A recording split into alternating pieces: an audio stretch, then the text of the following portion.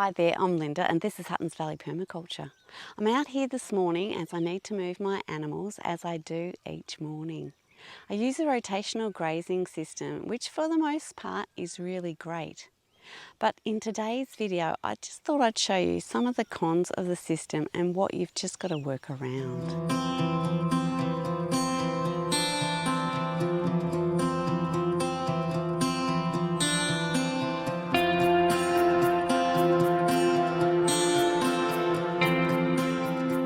The cons of the system are relatively few, with the first being that not all of the weeds are being dealt with.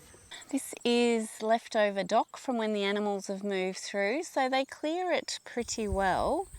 However, there are seeds still left on these plants, so I do like to go behind the animals and chop them down like I've done here. I've just got my little sickle and gone around and made sure most of them are down, so hopefully that helps to control the growth of dock. Most of the times the animals, with moving them regularly, it does get the weeds under control, but there's some that they don't like to deal with, and it's fairly understandable, and that is thistles. So just here is an example of some thistles. So I do from time to time have to go around and cut down these plants before they spread their seeds around. So I try not to touch these plants because they're pretty horrible. So, and that deals with that sort of weed. Now blackberries are another weedy plant that I need to manage.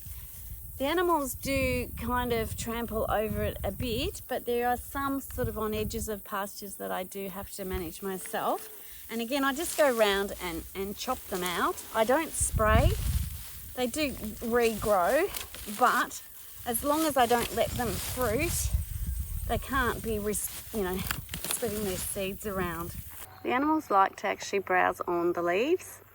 They don't get all of it, and there's some there that will still have to be cut down, but they either trample it or eat it, so it kind of knocks back the plant a little bit. And what I like to do is come around after they've been through and just cut them down because they're easily identified. My animals are grazing up there at the moment, but down on this steep slope that runs down to the creek, I don't graze them very often. They don't like it, and it's a bit challenging to fence off. And there's also this dangerous tree that's half fallen down, and quite a drop off there where my fencing guy had cut right through. So they're not in here very often. So things like this plant here, which have what I think is a really beautiful flower. So the native bees love it, but you are like the worst person in the world for having this growing on your property. And it's a bit of a weed that they encourage you to pull down. So I don't like to spray, but I will pull this down, even though that lovely little bee is enjoying these flowers. And so is that one.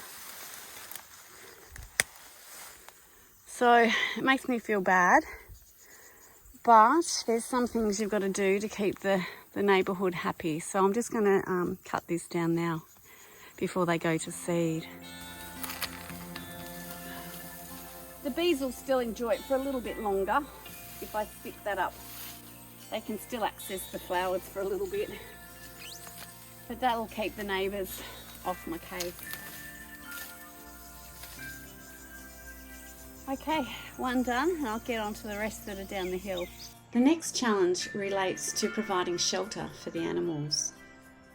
I've had to allow for some shade in this pasture. Normally I would just leave up in that area up there, which would be plenty, but I've had to stretch down halfway down this hill, and there should be plenty of shade that these animals can find during the day. Yeah, there's some big trees that they can get in and behind and be comfortable. Another issue I find when moving these fences through these sort of more wooded areas is that they tend to catch on all sorts of things. These little branches really snag them, which makes it more of a challenge. See, that's caught right around there. So that's why I like to avoid these wooded areas. But on days when it's going to be 30 degrees plus and no cloud cover, I've really just got to do it. Oh, another tangle, but it just sort of slows you down. I've just got to accept sometimes some pastures will just take longer than others to set up, and enjoy being out here listening to the birds.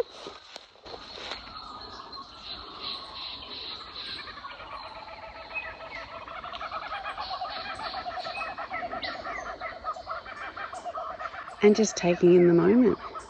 Although those guys over there would really like me to hurry. Now they set up. Ooh, there's two of my little ducklings. There goes my cow, she's not happy with me. That's their first day swimming. Star's starting to sense. I know, it's taken so much longer today. Some of the sheep are a bit chill about it all. So there's one or two sheep that really give me a bit of a hard time. Hello, you little ones. How's that swim? You ready to move? I think my cow is. She's definitely ready. That goes. Sometimes these posts are really hard to get out of the ground. Oh, gosh, are really hard to get in the ground.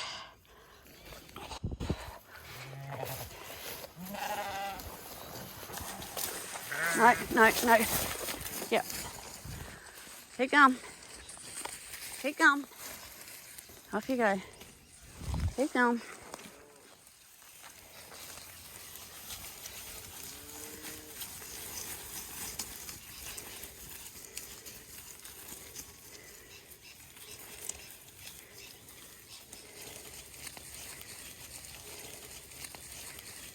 Sheep don't like it when the cows block the way.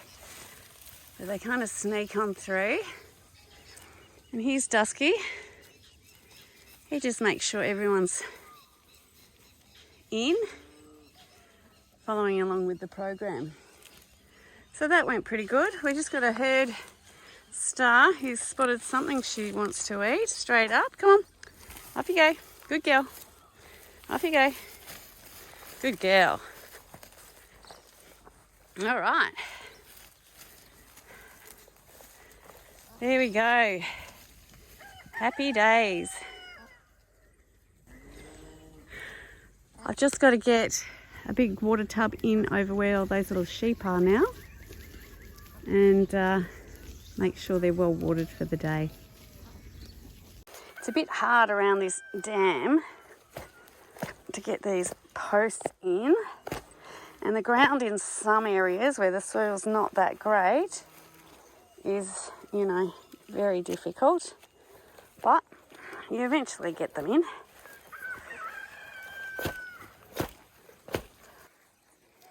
There we go. And I do tie them together. You know they're happy when all you can hear is munching of grass.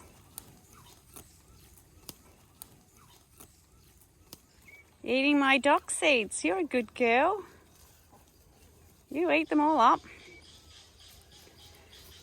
I think if they get a varied diet, just like us, they get all the nutrients they need. And as long as your weeds aren't all of one variety, I think they're just going to not get too exposed to things they shouldn't have too much of. I'm just heading back down the hill around this little buoy to put this post in.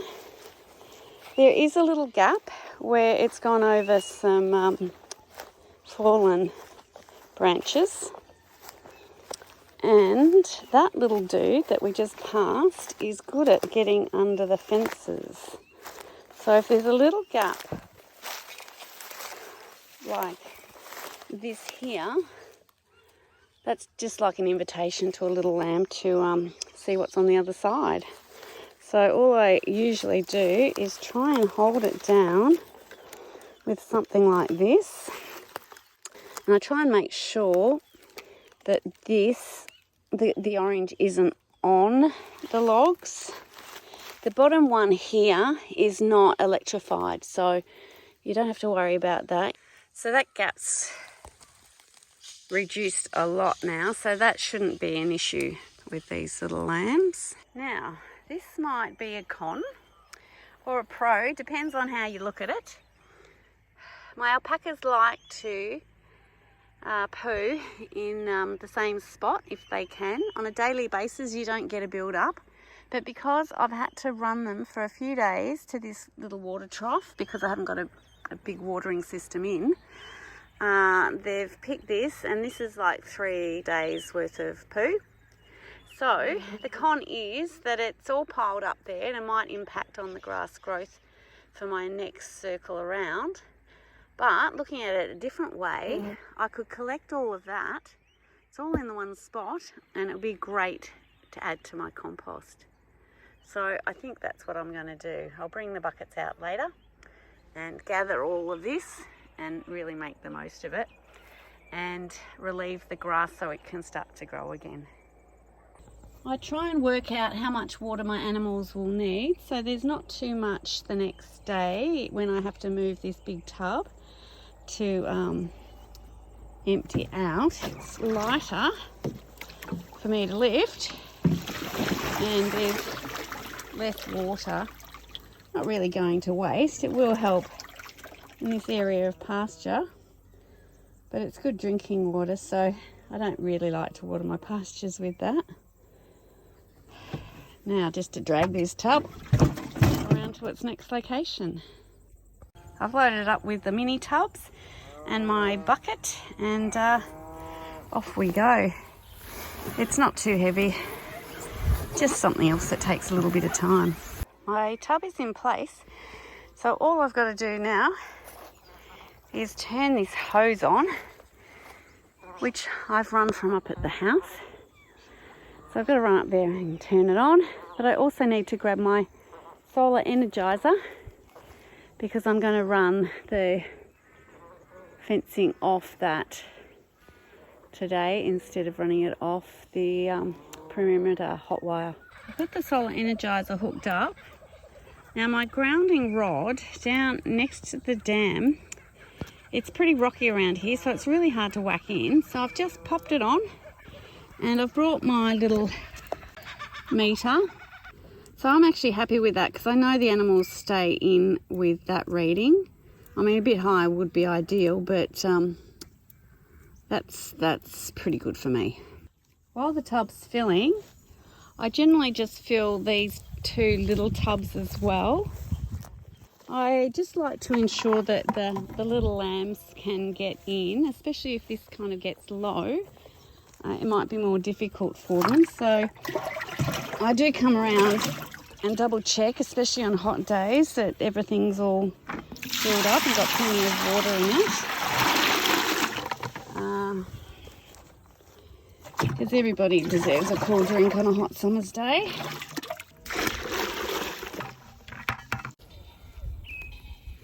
These animals are good to leave now for the day.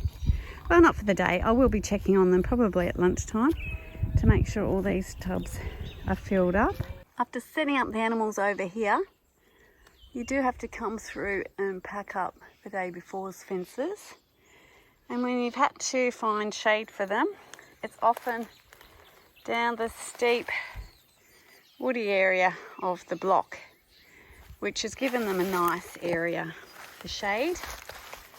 You can see they've certainly been down here when they needed to. So while it's time consuming and a bit of extra hard work, I think it's really worthwhile for the animals' health. Yet another snag. Nearly there with this fence though. all of this hard work is actually contributing to my health too. I've noticed over the past few years, muscles that were very sad to start with are really starting to kick in. It's really a case of use it or lose it, or use it and get it back. So it's kind of like my gym workout. So that's certainly a pro, and it's always good to look at the two sides of the equation. It's just after midday, and I'm going to just head down to see all the cows and the alpacas and the sheep and to check how they're going. It's about 32 degrees, so pretty warm. And I'm just checking that I've given them enough shade for the day. And I also just want to make sure that their water is good as well. So on these days, I find that the cows really drink a lot. If it was just the sheep, I've had them on their own before, and they drink a little bit on these hot days, but really don't go through as much as these guys. So good. This is Zoomy, so named because he used to zoom around all the time when he was a babe. Now he's about, I don't know, 4 months old or so.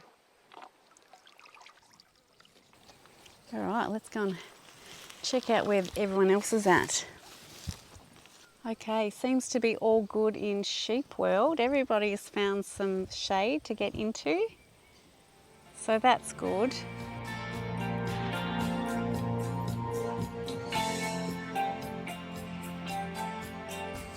It's the next morning, so I'm heading out to do it all again.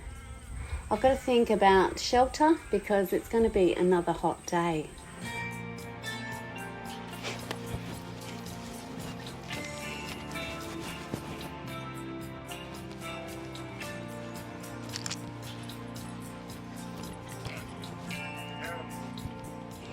I'll just go and let them in. This is the part that they have been waiting for, and it's the highlight of their day. Come on, everybody. Sheep, sheep, sheep.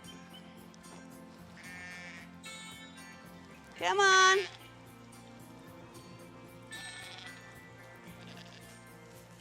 Come on. Okay, now we just need to sort out how we're going to get them to access the shade and block off some of this pasture that they've already had yesterday. So once they're in and happy here, you can rearrange the fences, and no one really cares what you're doing, really. So on a good day, I would have just closed that little fence over there, maybe surround the water a little bit, and called it good for the day. But because I need to access this little area down the bottom, that's where the shade is, I need to rearrange this fence here so I can get them off this area of pasture where they really have had impact, and reduce exposure to that. So I'll just redo this fence so that they can sort of still access it down the bottom here, and so that they can still access the water troughs, but minimising the impact on the area where they've already been.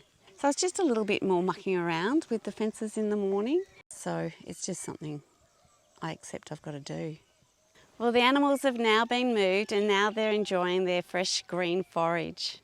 The cons of a rotational grazing system on a small property such as my own are few as far as I see it. The weeds I do get on top of by going and manually removing them, and the shelter. I just need to be aware of the heat of summer and the cold and wet of winter, and make sure that I've adjusted their paddocks accordingly. It is a little bit of mucking around, but I really think it's important. The pros of the rotational grazing system certainly outweigh any of those cons. Not only do you get healthy animals and a healthy human, you get healthy soils too, which benefits everybody in the long run. If you've enjoyed today's video, please consider giving me a thumbs up and subscribe if you haven't already. Thanks so much for watching, and bye for now.